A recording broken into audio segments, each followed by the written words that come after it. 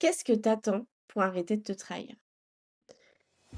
T'as passé ta vie à t'adapter, à optimiser, à valider, à jouer les bons rôles au bon moment. Et à force, tu t'es quitté. T'as laissé le mental prendre le pouvoir. Et ton corps, lui, il se tait. Jusqu'à aujourd'hui. Il t'envoie des signaux clairs. Arrête de fonctionner, reviens dedans. Reviens habiter. Ce podcast, c'est pas du développement personnel, c'est pas une thérapie. C'est pas reconnecte-toi à ton féminin sacré. C'est un retour réel, le corps d'abord, et le reste suivra. Ici, on parle d'incarnation, de vérité, de limites non négociables et d'autorité intérieure. La puissance qui se vit dans la chair. Moi, c'est Laura. J'accompagne les femmes qui ont abandonné leur corps au mental à redevenir incarnées, souveraines et aux commandes. Je t'emmène là où tu reprends possession de ton corps, de ta voix et de ta vie. Bienvenue dans Indomptable, s'incarner pour ne plus jamais se quitter. Qu'est-ce que t'attends pour arrêter de te trahir? C'est pas une question rhétorique, c'est une vraie question. Dans cet épisode, je vais regarder les moments précis où tu savais et où tu t'es quand même tu, quand même plié. Tu t'es quand même dit que c'était pas le bon moment. Et ce que ça fait à ton corps. T'attends quoi exactement pour t'écouter? Une hospitalisation? Et quand je dis ça, c'est pas une question juste pour toi, c'est aussi pour moi, parce que ça m'arrive aussi de pas m'écouter et de frôler le burn-out. T'es super douée pour écouter les autres. Depuis que t'es gamine, on t'a appris à écouter les profs, les parents, les consignes, les bruits dangereux, les alarmes, les réveils. T'écoutes tes amis, tes clients, tes collègues, le bruit des notifications. Tu passes 90% de ton temps à écouter l'extérieur. Je t'invite vraiment à observer ça là. Juste prends une minute pour penser à quel point tu écoutes tout le temps l'extérieur. Depuis toujours. Parce qu'en fait, quand ça te touche toi, bah c'est pas vital. Ça peut attendre. Quand c'est un truc qui vient de l'intérieur, tu le laisses de côté.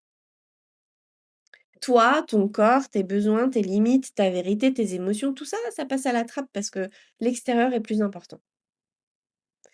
Tu connais par cœur le bruit des touches du clavier ou la musique de la pub McDo, mais est-ce que tu connais aussi bien tes signaux d'alarme?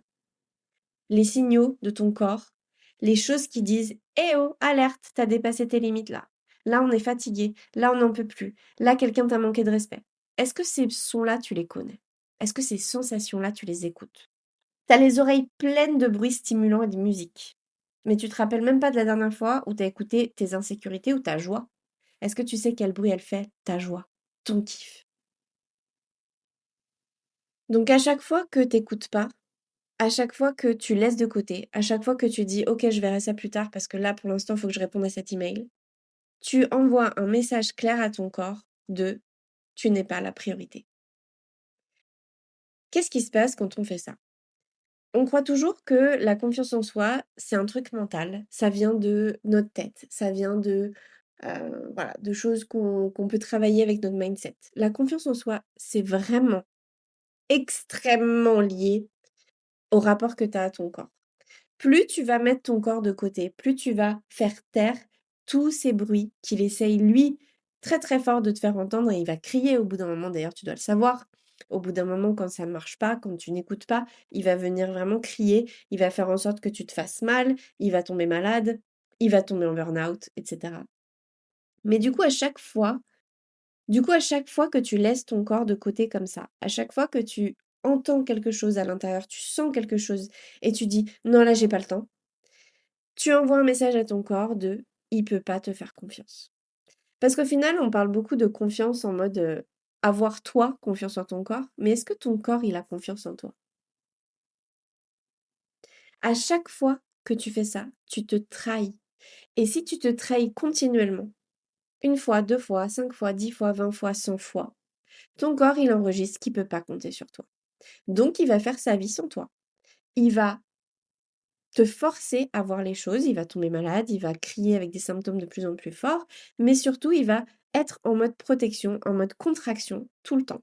Et qu'est-ce qui se passe quand ton corps est en contraction? Il ne peut pas recevoir. Donc tous les problèmes que tu as dans ton business et dans ta vie, tous les problèmes d'argent, de clients, de flow, de voilà, je suis en burn-out, je suis fatiguée, je suis épuisée, j'arrive pas à me concentrer, je fais des trucs mais ça marche pas. Je passe des heures à créer du contenu mais il y a rien qui se passe. C'est parce que ton corps, il est en contraction. Et là, c'est incroyable parce qu'on se dit: «C'est pas possible que mon corps, il gère autant de choses dans ma vie». Pourtant, juste prends une seconde pour comprendre, tu es qui? Qui es-tu? Est-ce que tu es une tête, une âme, voilà, une entité? Ou est-ce que tu es un corps avec tout ça à l'intérieur? Ton corps, c'est le véhicule de la réalité, c'est le véhicule de la matière. C'est là que se passent les choses. C'est grâce à ton corps que tu peux travailler. Grâce à tes mains, grâce à tes yeux. Sans lui, qu'est-ce qui se passe? Absolument rien.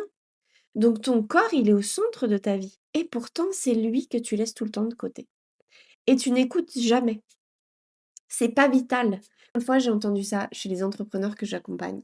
C'est pas vital, ça peut attendre. Ouais, mais tant que je suis pas, je pourrais me reposer quand je serai morte. Est-ce que tu te rends compte de la violence que tu fais à ton corps quand tu penses comme ça? Donc, il faut vraiment aujourd'hui que tu prennes conscience que s'il y a rien qui marche, si tout bloque, si t'as pas confiance en toi, si tu crois plus en tes projets, c'est parce que tu te trahis constamment. Tu trahis ton corps et tu le laisses de côté. Donc il serait temps de remettre le corps dans ta conversation.